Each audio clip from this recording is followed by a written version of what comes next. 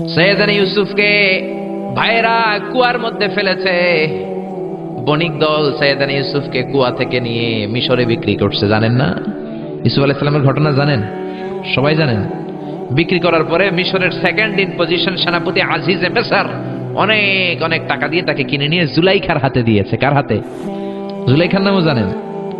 জুলাইখার হাতে দেওয়ার পরে জুলাইখা তারা নিজের ছেলের মতো মানুষ করতে শুরু করেছে। কিন্তু সৈয়দনা ইউসুফ যখন যুবক হয়ে গিয়েছে, ওনার চেহারা এত সুন্দর ছিল, জুলাইখা নিজেই ইউসুফের প্রেমে পড়ে গিয়েছে। নাউজুবিল্লাহ পড়েন। জুলাইখা বলে, ইউসুফ আমি তোমারে ভালোবাসি।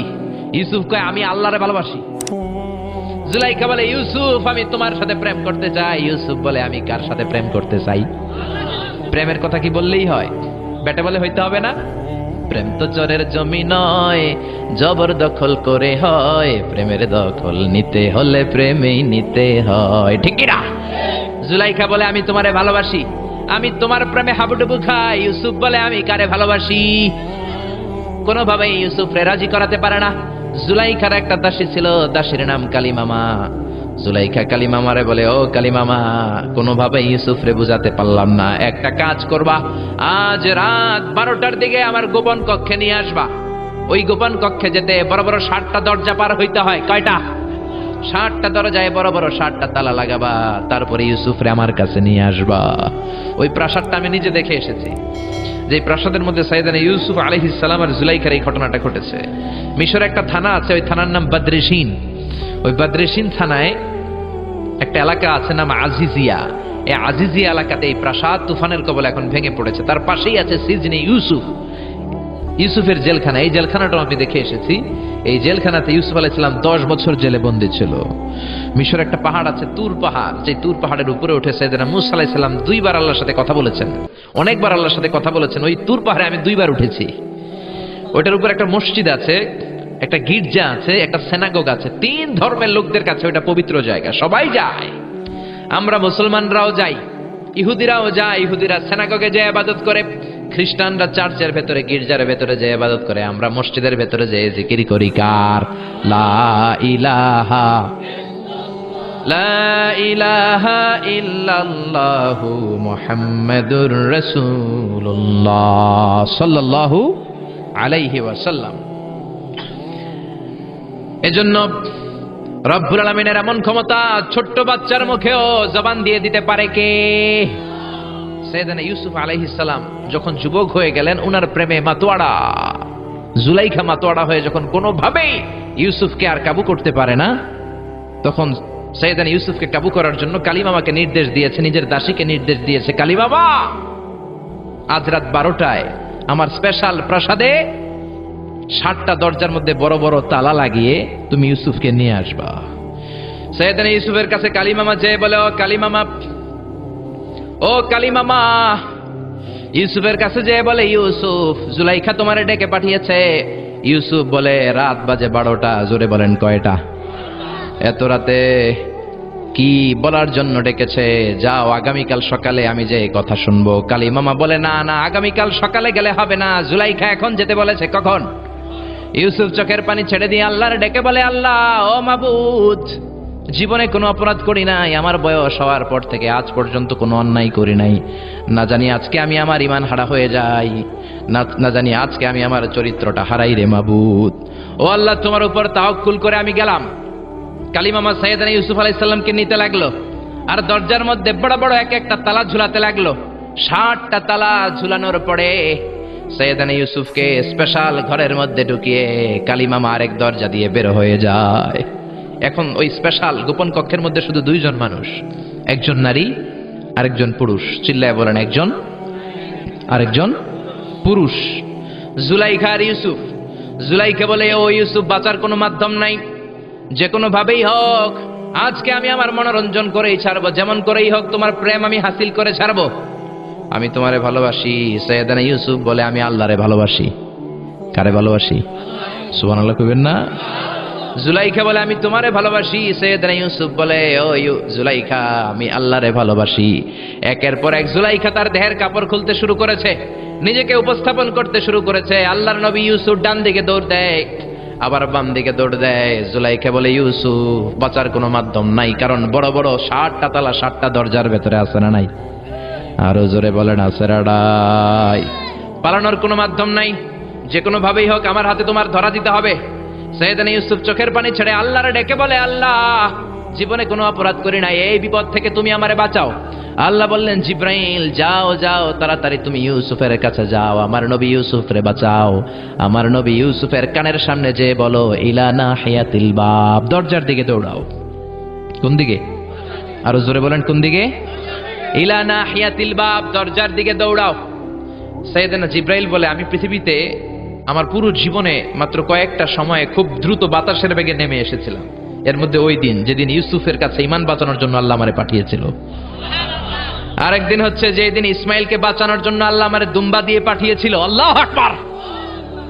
সাইয়েদনা ইব্রাহিম সাইয়েদনা ইসমাইলকে জবাই করার জন্য বড় একটা তলোয়ার নিয়ে যখন কোরবানি করতে শুরু করলো, আল্লাহ বললেন, ও জিব্রাইল, জান্নাত থেকে দুম্বা নিয়ে তাড়াতাড়ি দুনিয়ায় ছুটে যা, আমার ইসমাইলের গলার একটা পশমও যাতে না কেটে যায়। সাইয়েদনা জিব্রাইল বাতাসের বেগে আল্লাহু আকবার আল্লাহু আকবার আল্লাহু আকবার বলতে বলতে দুম্বা নিয়ে চলে এসেছিলেন। তিনি বলেন, আমি এই সময়টাতে সবচেয়ে দ্রুত বেগে জমিনে নেমেছি, আবার সাইয়েদনা ইউসুফের ঈমান বাঁচানোর জন্য আমি দ্রুত নেমেছি। আল্লাহু আকবার। সাইয়েদনা ইউসুফ চোখের পানি ছাড়ে জিব্রাইল কানের কাছে এসে বলো, ইউসুফ ইলা নাহিয়াতিল বাব, আল্লাহ বলছে দরজার দিকে দৌড়ান। সাইয়েদনা ইউসুফ বলে, জিব্রাইল, দরজার মধ্যে তো বড় বড় তালা লাগানো। জিব্রাইল বলে, ও ইউসুফ, আমি জানি না, আল্লাহ শুধু এই মেসেজটা দিয়েই আমারে পাঠিয়েছে, দরজার দিকে দৌড়াও। সাইয়েদনা ইউসুফ আল্লাহর উপর তাওয়াক্কুল করে দরজার দিকে দৌড়ালেন। জুলাইখা মনে মনে হাসে। জুলাইখা বলে, দরজায় তালা আছে না নাই? আমি ওই তালা খুলে দেওয়ার সাধ্য আমার আল্লাহর আছে না নাই? সাইয়েদনা ইউসুফ যখন প্রথম দরজার কাছে যায়, কি আজীব তামাশা, প্রথম দরজার কাছে যাওয়ার সাথে সাথে এই মুহূর্তের মধ্যে টাস টাস করে প্রথম দরজার তালা খুলে যায়। কোরআনের ভেতরে এই ঘটনা আছে না নাই? ওয়া গাল্লাকাতিল আবওয়াব ওয়া ক্বালাত হাইতা লাক ক্বালা মাআযাল্লাহ। 60টা দরজায় 60টা তালা মেরেছে।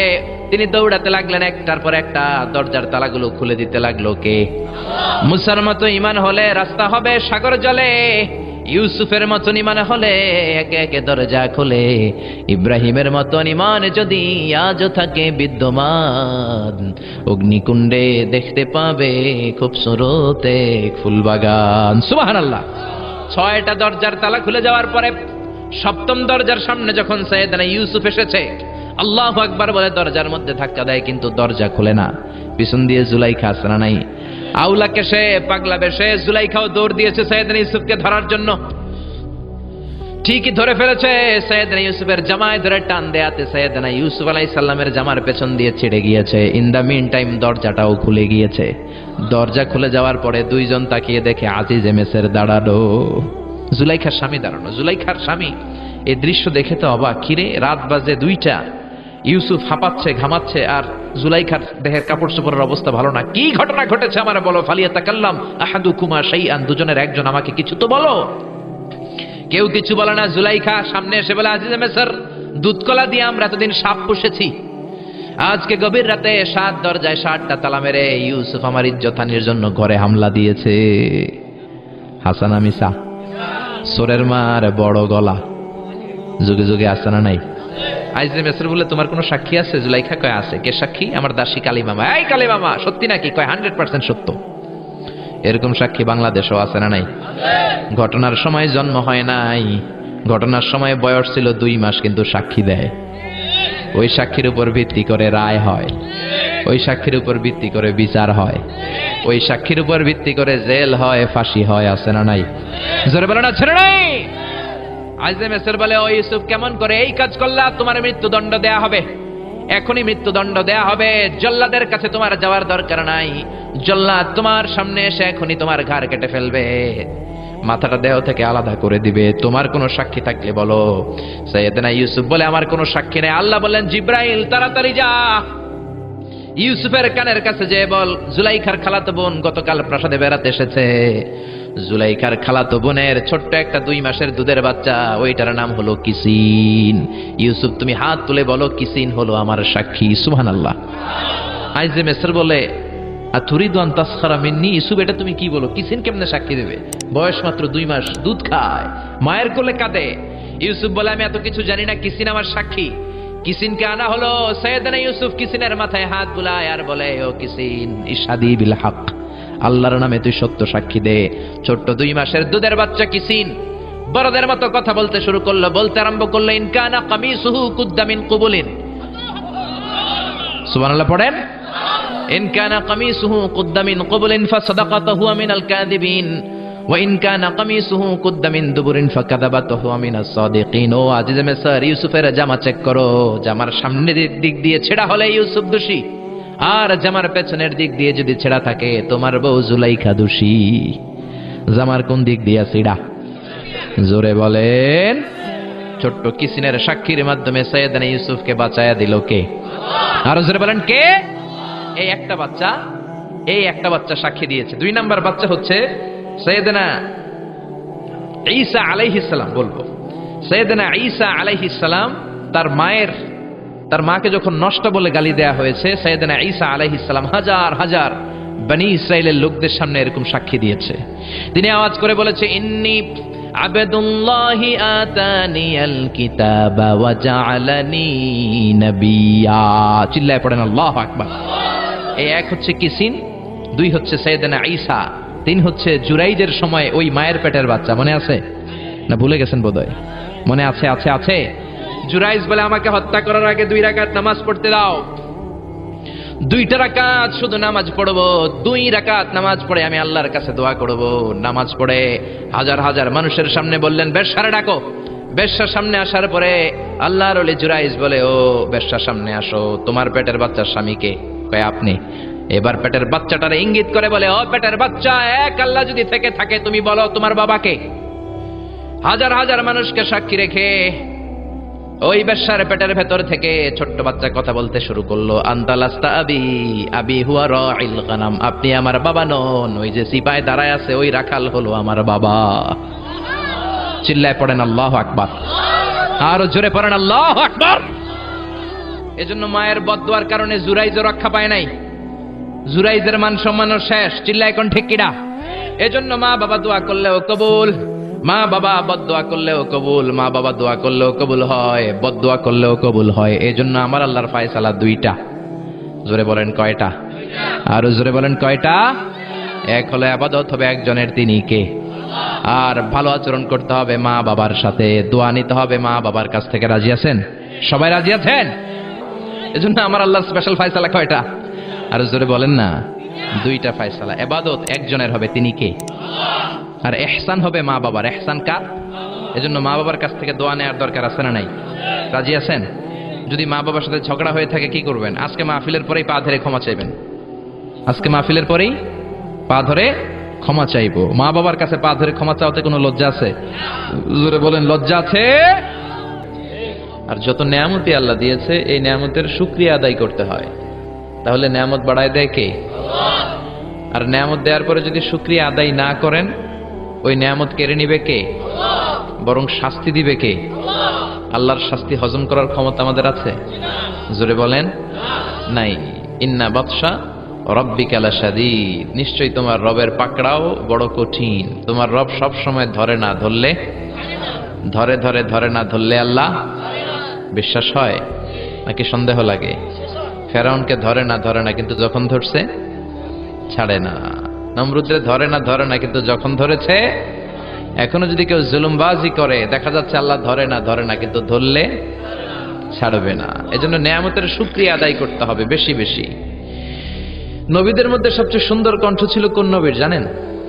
দাউদ আলাইহিস সালামের। উনি আকাবা উপসাগরের তীরে বসে জাবুর কিতাব তেলাওয়াত করতেন। আল্লাহ তাআলা আমাদের কুরআন আল কারীমের ভেতরে 114টা সূরা দিয়েছেন, আর দাউদ আলাইহিস সালামের জাবুর কিতাবে 150টা ছড়া দিয়েছেন। ছড়া আমাদেরকে দিয়েছে আল্লাহ, সূরা ওনারে দিয়েছে ছড়া। তো উনি ওনার গলায় যত সুর ছিল সব সুরের ঝংকার তুলে আকাবা উপসাগরের পাশে বসে উনি এই ছড়া গান, ইসলামিক ছড়া গানগুলো তিনি তেলাওয়াত করতেন। আর ওনার কণ্ঠের তেলাওয়াত শুনে আকাশের পাখিগুলো ড্রপ দিয়ে জমিনে নেমে যেত। সাগরের মাছগুলো সাগর ছেড়ে দিয়ে ডাঙ্গায় চলে আসতো। সুবহানাল্লাহ পড়েন। কিন্তু দাউদ আলাইহিস সালামের কণ্ঠ অনেক সুন্দর, তার মানে কিন্তু এই না যে বিশ্বনবীর চেয়েও বেশি সুন্দর, না। The concept should be clear, very clear and crystal clear. এই ধারণাটা স্বচ্ছ থাকতে হবে যে কোনো কিছু দিয়ে বিশ্বনবীর সাথে তুলনা চলে না। সব তুলনা, কম্প্যারিজন, এটা বিশ্বনবীর পরে, বিশ্বনবীর তুলনার ঊর্ধ্বে। There is no any kind of comparison, whether it's the color, body fitness, the tune and melody, the personality. Our Prophet, the last messenger Muhammad, is out of any kind of comparison. পড়েন আল্লাহু আকবার। আমার নবী সব তুলনার ঊর্ধ্বে। এটা চেহারার দিক থেকে হোক, গায়ের শক্তির দিক থেকে হোক, গলার সুরের দিক থেকে হোক, আর ব্যক্তিত্বের দিক থেকে হোক, কোন নবীর সাথে আমার নবী, বিশ্বনবী, পেয়ারা নবী মুহাম্মদ রাসূলুল্লাহ সাল্লাল্লাহু আলাইহি সাল্লামের সাথে কি কোনো তুলনা চলে? জোরে বলেন। দাউদ আলাইহিস সালামের কণ্ঠ ছিল বড় মিষ্টি, তবে বিশ্বনবীর চাইতে মিষ্টি নয়। বিশ্বনবীর কণ্ঠ ছিল পাগল করা। কারে আব্দুল বাসিত ইবনে আব্দুস সামাদের তেলাওয়াত শুনে পৃথিবী পাগল হয়ে যায়। মিশরি রাশেদ আল আফাসির তেলাওয়াত শুনে বিশ্ববাসী পাগল হয়ে যায়। শাইখ আব্দুর রহমান আস-সুদাইসির তেলাওয়াত শুনে বিশ্ববাসী পাগল হয়ে যায়। কারি আব্দুল বাসিত ইবনে আব্দুস সামাদ পাকিস্তানে একটা কনফারেন্সে কোরআনের আয়াত তেলাওয়াত করেছিলেন বিভিন্ন সুরে, সুরের ঝংকার তুলে। ইন্দিরা গান্ধী ছিল চিফ গেস্ট, প্রধান অতিথি। উনি কাঁদতে কাঁদতে বেহুশ হয়ে গেছেন, ওনারে কেউ ধরে রাখতে পারে না। সুবহানাল্লাহ পড়বেন না? জামাল আব্দুল নাসের মিশরের প্রেসিডেন্ট, উনি কারি আব্দুল বাসিত ইবনে আব্দুস সামাদকে সোভিয়েত ইউনিয়ন নিয়ে গেলেন, যেটাকে বর্তমানে আমরা বলি রাশিয়া। রাশিয়াতে যাওয়ার পরে সেখানে সব কমিউনিস্ট লিডার রাতের বেলা তাদের ডিনার হবে, নৈশ ভোজ হবে, এবং খাওয়া শেষে ড্রিঙ্কস হবে, অ্যালকোহল, রেড ওয়াইন মানে লাল মদ খাবে, আর দুনিয়াকে মজা লেলো দুনিয়া তোমারই হবে। তো জামাল আব্দুল নাসের সাথে যত মন্ত্রী গিয়েছিল সবাইকে পরিচয় করায় দিচ্ছে, এটা আমার ফিনান্স মিনিস্টার, এটা ডিফেন্স মিনিস্টার, এটা হোম মিনিস্টার, এটা এই মিনিস্টার, সেই মিনিস্টার। তো যখন আব্দুল বাসেত, উনি আবার প্যান্ট শার্ট টাই পরতেন না, জুব্বা পরতেন, ঢোলা জুব্বা। তো উনাকে জিজ্ঞেস করলো এই লোকটাকে। তো জামাল আব্দুল নাসের পরিচয় করে দিচ্ছে উনি আমাদের কারি, উনি কোরআন তেলাওয়াত করে, আমাদের ধর্মীয় গ্রন্থ আবৃত্তি করে। তো কমিউনিস্ট লিডার বলে এটা আবার কোন জিনিস, কারি আবার কি? তোমাদের কিতাব আবৃত্তি করে, এটা আবার কি? বলতেছে আমাদের প্রোগ্রামে তোমরা যেমনি বেলি ড্যান্স দেখো, নাচানাচি দেখো, আমাদের বিভিন্ন প্রোগ্রামে আমরা কোরআনের তেলাওয়াত শুনি। আর এই কারি মিশরের সর্বশ্রেষ্ঠ কারি। তো রাশিয়ার কমিউনিস্ট নেতারা বললো তাহলে আজকে রাতে আমাদের বেলি ড্যান্স না হোক, আজকে রাতে, রাতের খাবারের পরে তোমাদের এই কারি আমাদেরকে একটু তেলাওয়াত শোনাক। তো আব্দুল বাসিত ইবনে আব্দুস সামাদ রে জামাল আব্দুল নাসির বলল আপনি একটু তেলাওয়াত করবেন, সবাই যখন মদ খাবে আপনি একটু তেলাওয়াত করবেন। মদ খেয়ে নারী পুরুষ একসাথে ডান্স করার কথা ছিল, তো ডান্স বন্ধ হয়েছে আপনার তেলাওয়াতের কারণে, আপনি তেলাওয়াত করবেন। তো আব্দুল বাসিত ইবনে আব্দুস সামাদ উনি চোখ বন্ধ করলেন আর আল্লাহরে বললেন, আল্লাহ আমি তোমার কোরআনকে, আমার কণ্ঠে যত সুর আছে সব সুরকে উজাড় করে দিয়ে তেলাওয়াত করব, তুমি আমার তেলাওয়াত দিয়ে এই কমিউনিস্ট নেতাদের হৃদয়টারে নরম করে দিও। উনি চোখ বন্ধ করে তেলাওয়াত করতে লাগলেন এবং তেলাওয়াত করা অবস্থায় তিনি চোখ বন্ধ রাখা অবস্থায় তেলাওয়াত করলেন। এটা বানিয়ে বলছি না, ওনার একটা ইন্টারভিউ উনি নিজেই বলেছেন। তো তেলাওয়াত শেষে যখন উনি চোখ খুললেন দেখলেন যত নেতা আছে সব মদ রেখে দিয়ে কাঁদতে শুরু করেছে। তো জামাল আব্দুল নাসির বললেন আপনারা কাঁদেন কেন? তারা বলতে শুরু করলো আসলে তোমাদের এই আবৃত্তিকারক কি আবৃত্তি করতেছে আমরা কিছুই বুঝি না, এর অর্থ বুঝি না, এর মানা বুঝি না, এটার সিগনিফিকেন্স বুঝি না, কিন্তু দেখলাম এই তেলাওয়াতের সাথে সাথে আমাদের হৃদয়টা ঠান্ডা হয়ে যাচ্ছে। আমাদের হৃদয়ে অনেক জ্বালা, অনেক দুঃখ কষ্ট, আর এগুলোকে ভুলে থাকার জন্য আমরা রাতে মদ খাই। কি খাই? এরকম আবৃত্তিকারক যদি আমাদের দেশে থাকতো আমরা মদ ছেড়ে দিয়ে রাতে এই আবৃত্তি শুনতাম। চিল্লায় পড়েন আল্লাহু আকবার। ওই কোরআন আজও আছে না নাই? কিন্তু সেই কোরআন তেলাওয়াতের মতো সেই কণ্ঠ আমাদের নাই, সেই কোরআন থেকে আমলের মতো ইচ্ছা আমাদের নাই। আজানের ধ্বনি আজও আছে কিন্তু বেলালের সেই সুর নাই, ফালসাফা আজও আছে, গাজালির সেই রূহ নাই, ঠিক কিনা? আজও সেই কোরআন আছে, হাদিস আছে, সেই ঈমান আর মানুষ নেই, সেই আলী হায়দারে ওসমান নেই। আজানের ধ্বনি আছে আগের মতোই, আজানের ধ্বনি আছে আগের মতোই, বেলালের সেই রূহ নেই, বেলালের সেই রূহ নেই। আজ সেই কোরআন আছে, হাদিস আছে, সেই ঈমান আর মানুষ নেই, সেই আলী হায়দারে ওসমান নেই। ঠিক কিনা? সেই কোরআন আছে, হাদিস আছে, কিন্তু সেই মানুষগুলো নেই। আল্লাহ আমাদেরকে ওই রকম মানুষ হওয়ার তৌফিক দান করো, আমরা পড়ি আমিন। আমার আগে কথা বলেছেন প্রধান আকর্ষণ আবু বকর সিদ্দিক আল হাবিবি, কিশোরগঞ্জ, চমৎকার কণ্ঠে কথা বলেছেন। যা বললেন আল্লাহ আমাদের আমলে নেয়ার তৌফিক দান করো। কথা বলেছেন হযরত মাওলানা রবিউল্লাহ আনসারী, খতিব, রেইস কোর্স জামে মসজিদ, বাদ মাগরিব আলোচনা করেছে। আমার পাশে বসা আমার অত্যন্ত প্রিয় কাছের একজন লোক। আল্লাহ রবিউল্লাহ আনসারী সাহেব আমাদের উদ্দেশ্যে যা নসিহত করলেন আমরা যেন আমল করতে পারি, আমরা পড়ি আমিন। কথা বলেছেন মাওলানা মোহাম্মদ সমীর হোসাইন, মাওলানা মোহাম্মদ আদম আলী সাহেব, মাওলানা মোহাম্মদ হাফেজ ইয়াসিন আহমদ সাহেব। যারা এই কথা বললেন নিঃসন্দেহে কোরআন সুন্নাহর আলোকে বললেন, আমরা যেন আমল করতে পারি, আল্লাহ তুমি তৌফিক দাও। আমরা যে বইটা থেকে আজকে কথা শুনবো বইটার নাম কি? আরো জোরে বলেন। আপনাদের শীত লাগতেছে? শীত লাগে না? এত শীত আপনাদের শীত লাগে না তো কবে লাগবে? আমার তো খুব শীত লাগতেছে। হুজুর আপনার লাগতেছে? আমার আর আপনার লাগতেছে, আর কারো লাগতেছে না। তো শীতের মধ্যে কোরআন শুনলে ডবল সওয়াব, ঠিক কিনা? এই যে কষ্ট সহ্য করে শুনতেছেন, আমরা যেই বইটা থেকে আজকে কথা শুনবো বইটার নাম কি? কোরআন। এই কোরআন থেকে আজকে আমরা কথা শুনবো। আসুন আল্লাহ রাব্বুল ইজ্জাত ওয়াল জালালের দরবারে শুরুতে আমরা ফরমালি থ্যাঙ্কস জানাই, শুকরিয়া জানাই। আমরা হৃদয় নিংড়ানো মনের সবটুকুন ভালোবাসাকে উজাড় করে দিয়ে সিংহ শার্দুলের মতো গর্জন করে আকাশ বাতাস প্রকম্পিত করে দেহের সবটুকুন শক্তি গলার এই মাঝ বরাবর এনে আমরা পড়ে নিচ্ছি আলহামদুলিল্লাহ। আওয়াজ করে পড়েন রব্বানা লাকাল হামদ হামদান কাসীরান তাইয়িবান মুবারাকান ফীহি ইয়া রাব্বি লাকাল হামদু কামা ইয়ানবাগি লিজালালি ওয়াজহিকা ওয়া আযীমি সুলতানিকা লাকাল হামদু বিল ঈমান লাকাল হামদু বিল ইসলাম লাকাল হামদু বিল কোরআন। প্রশংসা করলাম কার? জিকির করলাম কার? আল্লাহর নামটা জপতে কেমন লাগে? সবার ভালো লাগে? আসেন আল্লাহর নামে তিনটা তাকবীর দেই, আমার সাথে সাথে আওয়াজ করে পড়বেন আল্লাহু আকবার। পড়েন আল্লাহু আকবার, আল্লাহু আকবার। আরো জোরে পড়েন আল্লাহু আকবার। আল্লাহ তুমি কবুল করো। আমি আমার খুতবার শুরুতে সূরাত বনী ইসরাঈলের 23 এবং 24 নম্বর আয়াত তেলাওয়াত করেছি আপনাদের খেদমতে। এই দুটি আয়াতের আলোকে কিছু কথা আপনাদের সাথে শেয়ার করব। পড়েন ইনশাআল্লাহ। আল্লাহ বলছেন ওয়াকাযা রাব্বুকা আল্লা তা'বুদু ইল্লা ইয়্যাহ ওয়া বিল ওয়ালিদাইনি ইহসানা। আমি আল্লাহর স্পেশাল দুইটা ফয়সালা আমি তোমাদেরকে জানিয়ে দিচ্ছি। দুইটা ফয়সালা। কয়টা? দুইটা সিদ্ধান্ত। কয়টা? এই সিদ্ধান্তগুলা অনড় সিদ্ধান্ত, এটার কোনো নড়চড় নাই। আর ফয়সালার সিদ্ধান্তগুলো দিয়েছে কে? এক নাম্বার ফয়সালা হচ্ছে আল্লাহ তা'বুদু ইল্লা ইয়্যাহ, তোমরা কারো ইবাদত করতে পারবে না একজনের ছাড়া, তিনি কে? এজন্য রব্বুল আলামিন বলেন ওয়াকাযা রাব্বুকা আল্লা তা'বুদু ইল্লা ইয়্যাহু ওয়া বিল ওয়ালিদাইনি ইহসানা। আমি আল্লাহর স্পেশাল ফয়সালা, আমি আল্লাহর অনড় সিদ্ধান্ত, যেই সিদ্ধান্ত কোনোদিন নড়বে না, যেই ফয়সালার কোনো নড়চড় হবে না, ওই ফয়সালার প্রথম ফয়সালা হলো ইবাদত হবে একজনের, তিনি কে? আবার আল্লাহ বললেন মানব জাতি, জিন জাতি, এই দুইটা জাতিকে আমি সৃষ্টি করেছি শুধু আমার ইবাদতের জন্য, ঠিক কিনা? আমা খালাকাতুল জিন্না ওয়াল ইনসা ইল্লা লিয়াবুদুন। মানব জাতি, জিন জাতি সৃষ্টির মূল উদ্দেশ্য লক্ষ্য শুধুমাত্র আমি আল্লাহর ইবাদত করা। সুবহানাল্লাহ। আবার এই পৃথিবীতে যত নবীরা এসেছেন সব নবীদেরও একই দাওয়াত ছিল, কমন দাওয়াত, কমন মিশন, কমন কথা।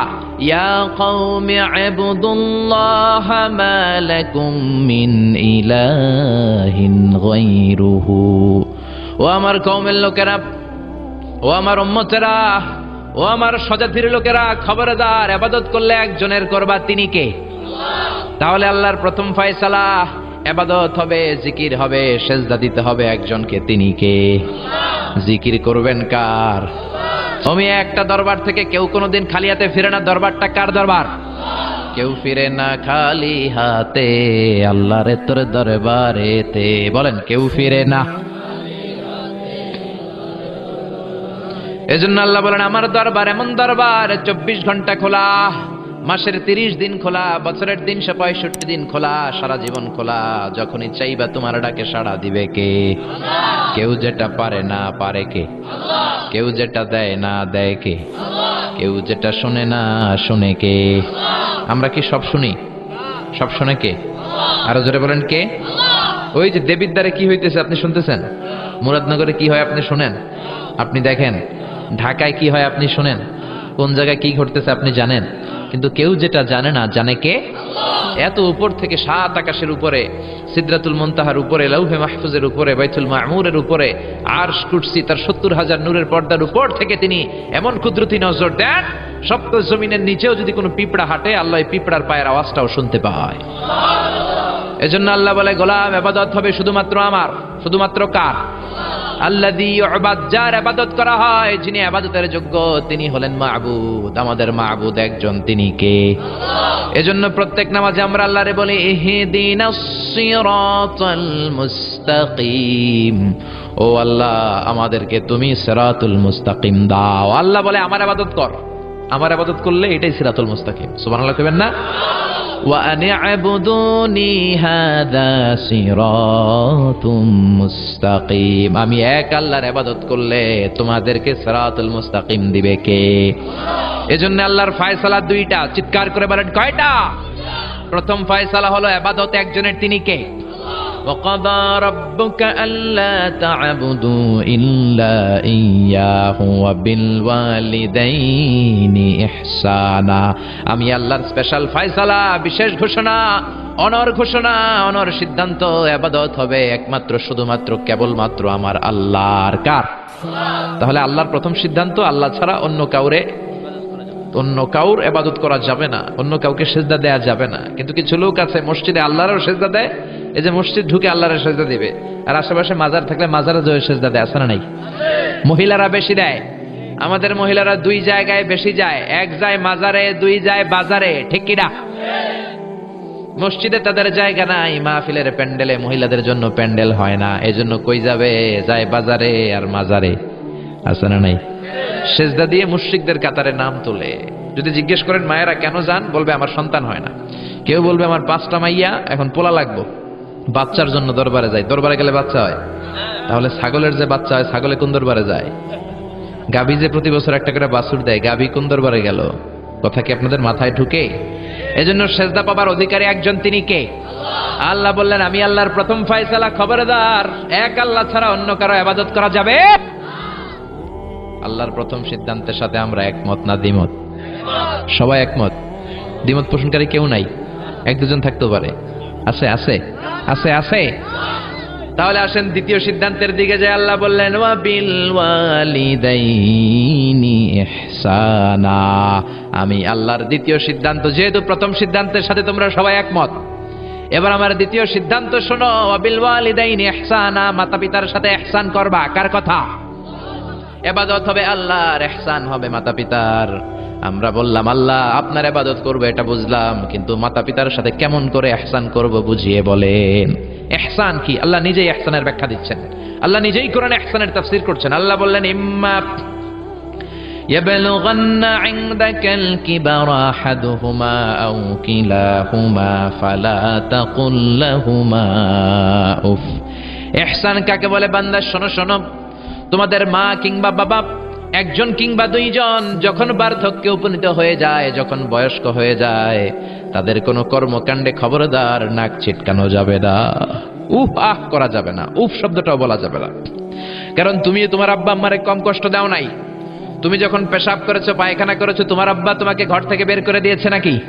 কথা বলেন।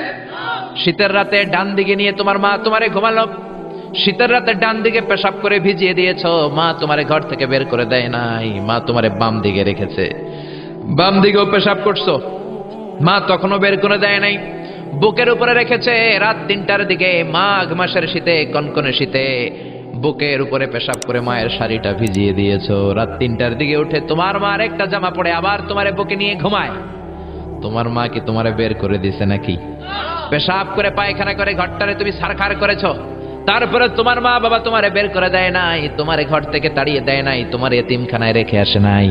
তোমার মা বাবা বয়স্ক হওয়ার কারণে তাদের কোনো কর্মকাণ্ডে খবরদার নাক ছিটকাবা না, এমনকি উহ আহ উফ শব্দটাও করা যাবে না।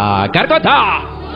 মা বাবা তোমারে ঘর থেকে যেমনি বের করে নাই, মা বাবা যেমনি তোমার এতিমখানায় দিয়ে আসে নাই, তেমনি তোমার মা বাবা যখন বয়স হয়ে যায়, বার্ধক্যে পৌঁছে যায়, মা বাবারে খবরদার বৃদ্ধাশ্রমে দিয়ে এসো না। কার কথা? বৃদ্ধাশ্রম বাংলাদেশে আছে না নাই? ছেলে আমার মস্ত মানুষ, মস্ত অফিসার, মস্ত ফ্ল্যাটে যায় না দেখা এপার ওপার, নানান রকম জিনিস আর আসবাব দামি দামি, সবচেয়ে কম দামি ছিলাম একে মাত্র আমি। ছেলের আবার আমার প্রতি অগাধ সম্ভ্রম, আমার ঠিকানা তাই বৃদ্ধাশ্রম। ঠিক কি না? কপাল পর অনেক ডাকাত আছে, মা বাবা বয়স হয়ে যাওয়ার কারণে তাদের কর্মকাণ্ডগুলো আর ভাল লাগে না, মা বাবারে বৃদ্ধাশ্রমে দিয়ে আসে। যেই ছেলে মেয়েগুলো মা বাবারে বৃদ্ধাশ্রমে দেয়, তোদের কপালে বুড়া হইলে বৃদ্ধাশ্রমও জুটবে না, ভাঙ্গা থালা হাতে নিয়ে তুই ভিক্ষা করে খাবি। ঠিক কি না? এজন্য আল্লাহ বলে ইহসান কারে বলে, শোনো শোনো, ইম্মা ইয়াবলুগান্না ইনদাকাল কিবারা আহাদুহুমা আও কিলাহুমা ফালা তাকুল লাহুমা উফ। মা বাবা একজন কিংবা দুইজন যখন বার্ধক্যে উপনীত হয়ে যায়, খবরদার তাদের কোনো কাজে উফ শব্দটাও করো না। কে বললেন? জোরে বলেন না, কে বললেন? তারা পেশাব করবে, এটা তুমি পরিষ্কার করবা, না পারলে কাউরে দিয়ে করাবা। তারা যেমনি তোমারে বের করে দেয় না, তুমিও বের করে দিতে পারবা না, এটাই ইহসান। ঠিক কি না? এজন্য আল্লাহ বললেন ওয়াবিল ওয়ালিদাইনি ইহসানা, মাতা পিতার সাথে ইহসান করবা, এটা আমার দ্বিতীয় সিদ্ধান্ত। আমরা বললাম আল্লাহ ইহসানের ব্যাখ্যা কি? আল্লাহ বললেন মা বাবা একজন কিংবা দুইজন যদি বয়স্ক হয়ে যায়, তাদের কোনো কাজে নাক ছিটকানো যাবে। দুই নম্বর ইহসানের ব্যাখ্যা, ওয়ালা তানহারহুমা, মা বাবারে ধমক দিও না। মা বাবারে ধমক দেয় এরকম বেয়াদব আছে না নাই? এরকম ডাকাইত আছে না নাই? এই এলাকায় নাই? অন্যান্য সবার সাথে খুব মিষ্টি ভাষায়, ভদ্র, খুব প্রেস্টিজিয়াস লোক, কিন্তু মায়ের সাথে খারাপ আচরণ, ধমকি দিয়ে কথা বলে, ঝিড়কে দিয়ে কথা বলে, মারে ডাকে বুড়ি, বাবারে ডাকে বুড়া, এরকম ডাকাত আছে না নাই? কেমন করে মারে তুমি বুড়ি বলে ডাক দাও? তোমার মা বাবা তো বুড়া বুড়ি হয়েছে তোমার কারণে, তোমারে মানুষ করতে যে তারা তাদের জীবন যৌবন শেষ করেছে, তোমার লেখাপড়া করাতে যে তারা তাদের জমি জমা হারিয়েছে, তোমারে বিদেশে পাঠাতে যে তারা তাদের ভিটে মাটা ছাড়া হয়েছে। কেমন করে মারে তুমি বুড়ি ডাকো, বাবারে তুমি বুড়া ডাকো? খবরদার, আল্লাহ বললেন ওয়ালা তানহারহুমা, আব্বা আম্মা কাউরে তোমরা ধমক দিও না। ধমক দেওয়া যাবে? কথা বলেন। এরপর আল্লাহ বললেন ইহসানের 3 নম্বর ব্যাখ্যা, ওয়াকুল লাহুমা কওলান কারীমা, মা বাবা দুইজনের সাথে ভালো আচরণ করো, কোমল ভাষায় কথা বলো। কার আইন? আইনটা কার? যত কার্টিসি তুমি জানো, যত ভদ্রতা, যত পোলাইটনেস, যত হাম্বলনেস তোমার জানা আছে, সব ভদ্রতাকে উজাড় করে মা বাবার সাথে কথা বলো। চিল্লা এখন, ঠিক কি না? এরপর আল্লাহ বললেন ওয়াখফিদ লাহুমা জানাহায যুল্লি মিনার রাহমাতি ওয়া কুর রাব্বিরহামহুমা কামা রাব্বায়ানি সাগীরা। ওয়াখফিদ লাহুমা জানাহায যুল্লি মিনার রাহমা, রহমতের ডানা মা বাবার দুইজনের জন্য বিছিয়ে দাও। তোমার যত অর্থ আছে মা বাবার জন্য খরচ করো, তোমার যত ক্ষমতা আছে মা বাবা দুইজনের পায়ের সামনে ঢেলে দাও। ঠিক কি না? আপনার সম্পদ আপনি মা বাবার জন্য ব্যয় করবেন, আপনার ক্ষমতা আছে মা বাবার পায়ের সামনে আপনি ক্ষমতা বিছিয়ে দেন, আপনার জীবনটারে উজালা করে দিবে কে? আর আব্বা আম্মা একজন কিংবা দুইজন যদি এই ক্ষণস্থায়ী দুনিয়া ছেড়ে পড়ে চলে যায়, আব্বা আম্মার কবরের সামনে দাঁড়িয়ে দোয়া কর, রব্বির হামহুমা কামা রাব্বায়ানি সগীরা ওয়া কুর রব্বির হামহুমা কামা রাব্বায়ানি সগীরা। ও আল্লাহ, আব্বা আম্মা দুজন আমরা যখন ছোট ছিলাম, আমাদেরকে যেমনি আদর দিয়ে, সোহাগ দিয়ে, ভালোবাসা দিয়ে আমাদেরকে কাছে টেনে নিয়েছে, আমার আব্বা আম্মা দুইজনকে তুমিও তোমার কাছে আদরের চাদর দিয়ে তোমার কাছে তুমি টেনে নিও। পড়ে না আমিন? আরো জোরে আমিন। এজন্য আমার আল্লাহর স্পেশাল সিদ্ধান্ত কয়টা? প্রথম সিদ্ধান্ত ইবাদত হবে কার? দ্বিতীয় সিদ্ধান্ত ইহসান হবে কার সাথে? দ্বিতীয় সিদ্ধান্তের সাথে আপনার একমত? এটাও দ্বিমত নাই? এজন্য ইবাদত হবে আল্লাহর, ইহসান করতে হবে মাতা পিতার সাথে। ইহসান মানে ভালো আচরণ, ইহসান মানে খেদমত করা, ইহসান মানে কোমল ভাষায় কথা বলা, ইহসান মানে মা বাবা বেঁচে না থাকলে কবরের সামনে দাঁড়িয়ে দোয়া করা, ইহসান মানে টাকা পয়সা সব মাতা পিতার পায়ের সামনে বিছিয়ে দেয়া, ঠিক কিনা? এই পৃথিবীতে যত ভালো কাজ আছে এই সবগুলো ভালো কাজকে যদি একসাথে র্যাঙ্কিং করেন, র্যাঙ্কিং এ উপরের দিকে চলে যাবে মা বাবার খেদমত করেন। সুবহানাল্লাহ। এজন্য এক সাহাবী বিশ্বনবীরে বললেন, ইয়া রাসূলুল্লাহ, ইয়া হাবিবাল্লাহ, আইয়ুল আ'মালি আফদাল। ও নবী, এই পৃথিবীর বুকে সবচাইতে ভালো আমল কোনটা? বিশ্বনবী বললেন, তিনটা কাজ পৃথিবীর বুকে সবচাইতে ভালো। জোরে বলেন কয়টা? এক নম্বরে as-সালাতু ফি ওয়াক্তিহা, সময় মতো নামাজ। সময় মতো যদি আজান দেওয়ার সাথে সাথে জামাতে তুমি সালাত আদায় করো, এর চেয়ে ভালো কাজ আল্লাহর জমিনে হতে পারে? তাহলে প্রথম ভালো কাজ হলো সালাত। প্রথম ভালো কাজ কি? কুরবানির ঈদে গরুর গোশতের সাথে যে সালাত খান ওইটা নাকি? হ্যাঁ, এই মসজিদে যে সালাত আদায় করি, ঠিক কি না? সালাতে কায়েম করো, সালাতে কায়েম করো, হবে সম্মানী তুমি, হবে জান্নাতি তুমি, হবে সম্মানী তুমি, হবে জান্নাতি তুমি, দিবে কাল হাসরে শীতল ছায়া আরশে আজিম, রব্বিয়াল আলা, রব্বিয়াল আযীম। আল্লাহু আকবার। এজন্য বিশ্বনবী বললেন, এক নাম্বার ভালো কাজ হলো সময় মতো নামাজ। দুই নাম্বার সবচাইতে শ্রেষ্ঠ কাজ হলো বিররুল ওয়ালিদাইন, মাতা পিতার খেদমত করা। তিন নাম্বারে আল জিহাদু ফি সাবিলিল্লাহ, আল্লাহর রাস্তায়, আল্লাহর জমিনকে, আল্লাহর জমিনে আল্লাহর দ্বীন বাস্তবায়নের জন্য, দ্বীনের আন্দোলন করার জন্য, দ্বীনকে প্রতিষ্ঠা করার জন্য জিহাদ করা। ওই জিহাদ হলো তিন নাম্বারের ভালো কাজ। তার মানে এই পৃথিবীর শ্রেষ্ঠ আমলগুলোর মধ্যে মা বাবার খেদমতটা আছে না নাই? আবার আরেক হাদিসে বললেন, বিশ্বনবী বললেন, মা বাবার খেদমত করা জিহাদের চাইতেও বেশি সওয়াব। সুবহানাল্লাহ। বাড়িতে যে কইেন, চিল্লায় পড়েন আল্লাহু আকবার। এক সাহাবী আসলো বিশ্বনবীর কাছে, ইয়াস্তাযিনুল জিহাদ, এসে বলল, নবী আমারে অনুমতি দেন, আমি জিহাদের ময়দানে যেতে চাই। বিশ্বনবী বললেন, ও সাহাবী, তোমার আব্বা আম্মা কেউ বেঁচে আছে নাকি? সাহাবী বললেন, আছে। বিশ্বনবী বললেন, জিহাদে যাওয়ার দরকার নাই, ফাফিহিমা ফাজাহিদ, ঘরে যাও, বাবা মার খেদমত করো। মা বাবার খেদমত করলে ঘরে বসেই জিহাদের সওয়াব পাবা। আপনার আব্বা আম্মা যদি খুশি হয়, খুশি হয়ে যায় কে? আব্বা আম্মা বেজার হলে বেজার হয় কে? রিদার রাব্বি ফি রিদাল ওয়ালিদ ওয়া সাখাতুর রাব্বি ফি সাখাতিল ওয়ালিদ। আপনার বাবা মা যদি আপনার উপর খুশি হয়ে যায়, রব্বুল আলামিন আরশের উপর থেকে আপনার উপর খুশি হয়ে যায়। সুবহানাল্লাহ বলেন। এজন্য মা বাবার দোয়া নেওয়ার দরকার আছে না নাই? বাবা হলো আমাদের বড় পীর সাহেব, মা হলো সবচেয়ে বড় ওলি। পৃথিবীর সবগুলো ওলি মিলে যদি একটা গ্লাসের পানির মধ্যে পুরো কোরআন খতম করে ফু দেয়, আর আপনার আম্মা জান যদি শুধু বিসমিল্লাহ পরে আরেকটা গ্লাসের পানির মধ্যে ফু দেয়, আল্লাহর কসম আপনার মা যেই গ্লাসের পানিতে ফু দিয়েছে ওই দোয়াটা সবার আগে কবুল হয়ে যাবে। কি বরকত, কি নিয়ামত। ঘরের মধ্যে থইয়া আমরা কই যাই? ডাব লইয়া, লাউ লইয়া, মুরগি লইয়া, ঠিক কি না? এজন্য খেদমত করতে হবে মা বাবার, দোয়া নিতে হবে মা বাবার কাছে। অনেক কপাল পোড়া আছে, মাজারে যে মশারি দেয় কিন্তু নিজের বাবারে মশাই কামড়ায়, মারে মশাই কামড়ায়, আছে না নাই? মাজারে মশারি টাঙ্গায় রাখে, ওর বাবারে কামড়াবে। ভন্ডের একশের, ঠিক কিনা? এই ভন্ডের সাথে, ভন্ডামির সাথে ইসলামের কোন সম্পর্ক? দো দিল বান্দা কালমা চোর, না পায় শ্মশান না পায় ঘোর, দিন থাকিতে আয়রে পথে ছাইড়া দে ভন্ডামি, ভন্ডামি ভন্ডামি ভন্ডামি। এদেশে ভন্ডামি আছে না নাই? এলাকা একটু কম না? নামাজ কালাম পড়ে না, ইবলিশ শয়তানের নানা, আছে না নাই?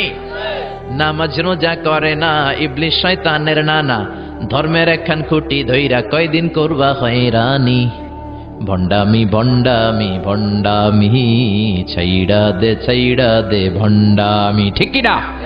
এজন্য এই ভন্ডামির সাথে ইসলামের কোনো সম্পর্ক নাই। অনেক কপাল পোড়া মাজারে যে মশারি টাঙায় কিন্তু নিজের মায়ের মশাই কামড়ায়, নিজের বাবারে মশাই কামড়ায়, আছে না নাই?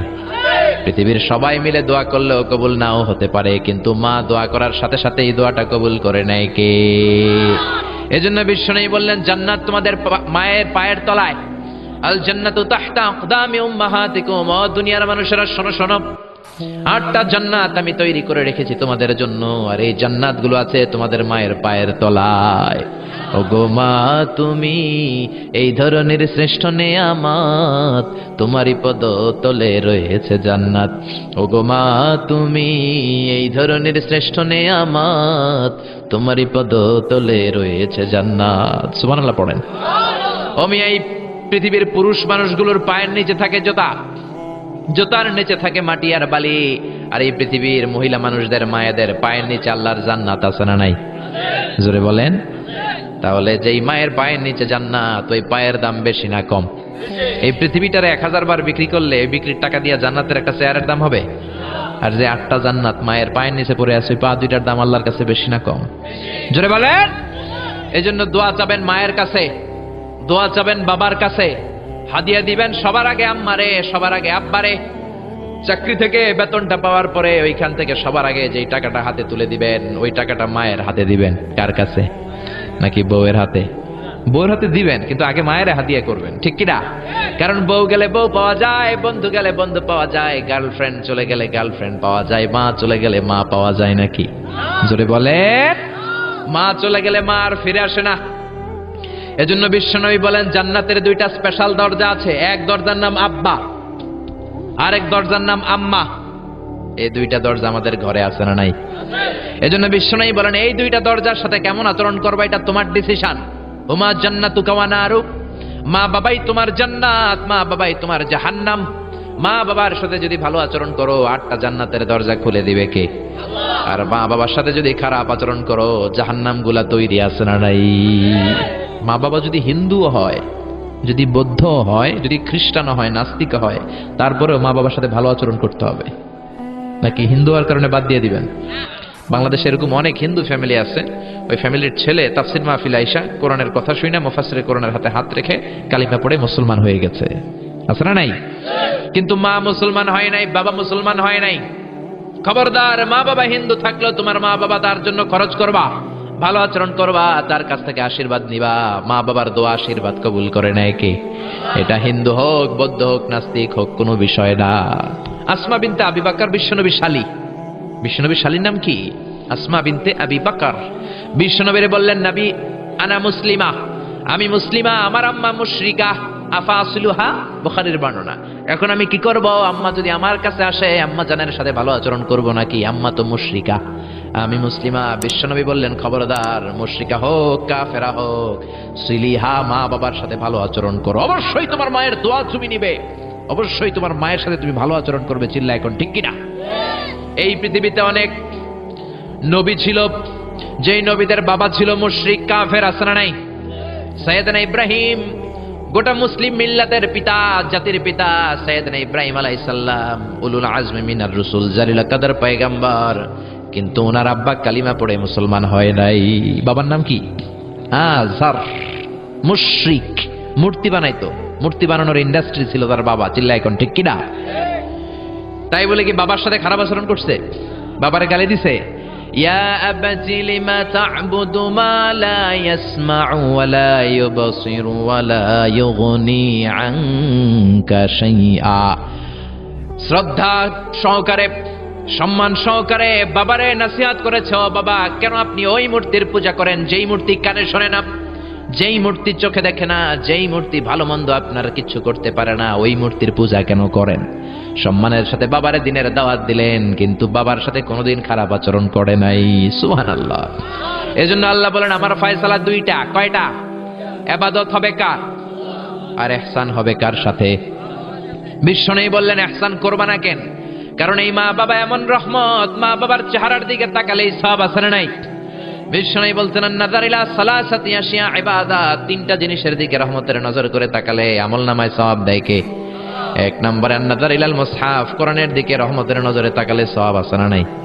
2 নম্বরে নাযার ইলাল কাবা, হজ করতে গেলেন, উমরা করতে গেলেন, কাবার দিকে নজর দেওয়ার সাথে সাথে সওয়াব আছে না নাই? 3 নম্বরে নাযার ইলা ওয়াজহিল ওয়ালিদাইন, মাতা পিতার চেহারার দিকে রহমতের নজরে একবার তাকালে কবুল হজের সওয়াব দিবে কে? এক সাহাবী বললেন ও নবী গো, ওয়ালাউ মিআ মাররা, 100 বার যদি আমি আমার আম্মার চেহারার দিকে রহমতের নজরে তাকাই তাহলে কি 100টা কবুল হজের সওয়াব হবে নাকি? বিশ্বনবী বললেন নাআম ওয়ালাউ মিআ মাররা, 100 বার নজর করে তাকালে 100টা কবুল হজের সওয়াব হয়ে যাবে। 4 লক্ষ টাকা খরচ করে আপনি হজ করে আসছেন, বুকে হাত দিয়ে বলতে পারবেন যে হজটা কবুল? বলতে পারবেন? কোনো গ্যারান্টি ওয়ারেন্টি আছে? আছে আছে। কিন্তু মা বাবার চেহারার দিকে নজর করলেই কবুল হজের সওয়াব আমলনামায় দিবে কে? মা বাবা এমন জিনিস, দোয়া করলেই কবুল। মুহূর্তের মধ্যে মায়ের দোয়া কবুল করে কে? মায়ের শুধু দোয়াটাই কবুল না, বদদোয়াটাও কবুল। যদি শুধু দোয়াটা কবুল হইতো তাহলে বলতে পারতাম আর দোয়া না করলে কি হয়েছে। কিন্তু শুধু দোয়াই না, দোয়াও কবুল দোয়াও কবুল বদদোয়াও। এজন্য মা বাবার ছেলে মেয়েদের উদাহরণ হচ্ছে তরমুজ আর ছুরির মতো। মা বাবা হলো ছুরি, ছেলে মেয়ে হলো তরমুজ। তরমুজ নিচে রেখে উপর থেকে ছুরি মারলে তরমুজ কেটে যায়, আবার নিচে ছুরি রেখে উপর থেকে তরমুজ ফেলে দিলেও তরমুজ কেটে যায়। উভয় অবস্থায় তরমুজ কেটে যায়, ছুরির কিছু হয় না, ঠিক কি না? আপনি বুলেট মারলে অনেক সময় বুলেট মিস হতে পারে, নাকি বুলেট মিস হয় না? গুলি মারলে হয় না? হয় না? ড্রোন হামলা করলেন, মিসাইল হামলা করলেন, মিস হতে পারে, কিন্তু মায়ের দোয়া জোরে বলেন না, মিস হবে। এজন্য বিশ্বনবী বলতেন সালাসু দাওয়াতিন মুস্তাজাবা, তিন ব্যক্তির দোয়া মুহূর্তের মধ্যে কবুল হয়ে যায়। এক নম্বরে হলো দাওয়াতুল মুসাফির, মুসাফিরের দোয়া কবুল করে কে? দুই নম্বরে দাওয়াতুল মাজলুম, অত্যাচারিত ব্যক্তির দোয়া কবুল করে কে? তিন নম্বরে দাওয়াতুল ওয়ালিদাইনি লিওয়ালাদিহি, মাতা পিতার দোয়া, যখন মাতা পিতা ছেলে মেয়েদের জন্য দোয়া করে ওই দোয়াটাও কবুল করে কে? মাতা পিতার দোয়াও কবুল, বদদোয়াও। জোরে জোরে বলেন, দোয়াও কবুল, বদদোয়া করলেও কবুল হয়ে যাবে। বুখারীর বর্ণনা, জুরাইজ নামে এক আল্লাহর ওলি ছিল। আল্লাহর ওলির নাম কি? আরো জোরে বলেন। জুরাইজ নামে এক আল্লাহর ওলি ছিল, বনি ইসরায়েলের অনেক বড় আবেদ। পাহাড়ের উপরে ওনার গির্জা, ওই গির্জার মধ্যে রাত্রিবেলায় তাহাজ্জুদ পড়তে পড়তে আল্লাহর ওলি হয়ে গেছে। ওই গির্জার পাশে ছোট্ট ঘর থাকে তার মা, রাত্রিবেলায় তাহাজ্জুদের নামাজ পড়ছেন। ওমিয়া তাহাজ্জুদ ছাড়া আল্লাহর ওলি হওয়া যায় নাকি? আমিনাল লাইলি ফাতাহাজ্জাদ বিহি নাফিলাতান লাকা আসা আন ইয়াবআসাকা রাব্বুকা মাকামাম মাহমুদা। তাহাজ্জুদের নামাজ পড়লে আপনার মর্যাদা বাড়ায় দিবে কে? উনি তাহাজ্জুদের নামাজ পড়তেছেন, রাত 2টা। ওনার মা ডাক দিল, ইয়া জুরাইজ, ও জুরাইজ। জুরাইজ মনে মনে ভাবে, হায় হায়, নামাজেও দাঁড়াইলাম, মায়ও ডাক দিল, এখন কি করি? নামাজ পড়বো না মায়ের ডাকে সাড়া দেব? মনে মনে ভাবলো নামাজটা পড়ে নেই, 2 রাকাতের নামাজ, বেশি সময় লাগবে না। নামাজের পরে মায়ের কাছে যাব, হয়তো মায়ের পিপাসা লেগেছে, পানি খাবে। মায়ের ডাকে সাড়া দেয় নাই। কিছুক্ষণ পর আবার মা তারে ডাক দিল, ইয়া জুরাইজ, ও জুরাইজ। জুরাইজ আবার নামাজ চালিয়ে গেল। মনে মনে ভাবলে একটু পরে যাই, নামাজটা শেষ করেই মায়ের কাছে যাব। মা কিছুক্ষণ পরে আবার ডাক দিল, জুরাইজ। জুরাইজ বলে, হায় হায়, মা তো শুধু ডাকতেই থাকে, নামাজ পড়ে মায়ের কাছে যাব। কিন্তু মায়ের সহ্য হয় নাই, মায়ের মনে কষ্ট চলে আসছে। মা মনে ব্যথা পেয়ে গেছে, ব্যথা পাওয়ার সাথে সাথে বদদোয়া করে ফেলছে। আর ওই বদদোয়া কবুল করে ফেলছে কে? এজন্য মায়ের দোয়াও কবুল, বদদোয়া করেছে, আল্লাহুম্মা লা তুমিতহু ইল্লা আন তুরিয়াহুল মুমিসাত। ও আল্লাহ, কোন বেশ্যা নারীর ফিতনায় না ফেলে তুমি জুরাইজকে মরণ দিও না। বদদোয়াটা কবুল করে নিল কে? কিছুদিন পরে আবার জুরাইজ তাহাজ্জুদের নামাজ পড়তেছে, এক বেশ্যা নারী আসছে, এসে বলে, জুরাইজ দরজা খোলো। নক করতে শুরু করেছে। দরজা খোলার পরে জুরাইজকে সে প্রলোভন দিতে শুরু করলো, বললো, দেখো কত সুন্দরী আমি অনন্য, আমি সুস্নিগ্ধা, আমি প্রিয়ংবদা, আমি সুহাসিনী, সুকেশিনী, সুভাসিনী, অসূর্যম পোষ্যা মেঘে কালো কেশ, হরিণের মতো ডাগর ডাগর আমার চোখ, দেখো আমি কত সুন্দরী, আসো আমরা প্রেম খেলায় মেতে উঠি। জুরাইজ বলে, আমি আল্লাহরে ভয় পাই, দূর হও, আমার গির্জা থেকে দূর হও। জুরাইজের সাথে সুবিধা করতে না পেরে বেশ্যা পাহাড় থেকে নিচে নেমে এসেছে। বুখারীর হাদিস। নিচে নেমে এসে দেখে এক রাখাল ঘুমায়। কে ঘুমায়? রাখাল রে ঘুম থেকে উঠিয়ে বলে, ও রাখাল, দেখো আমি কত সুন্দরী। রাখাল তার প্রেমের ফাঁদে পড়ে তার সাথে অবৈধ দৈহিক সম্পর্কে লিপ্ত হয়েছে, জেনা করেছে। ব্যভিচারের ফলে এই বেশ্যার পেটের মধ্যে সন্তান দিয়ে দিয়েছে কে?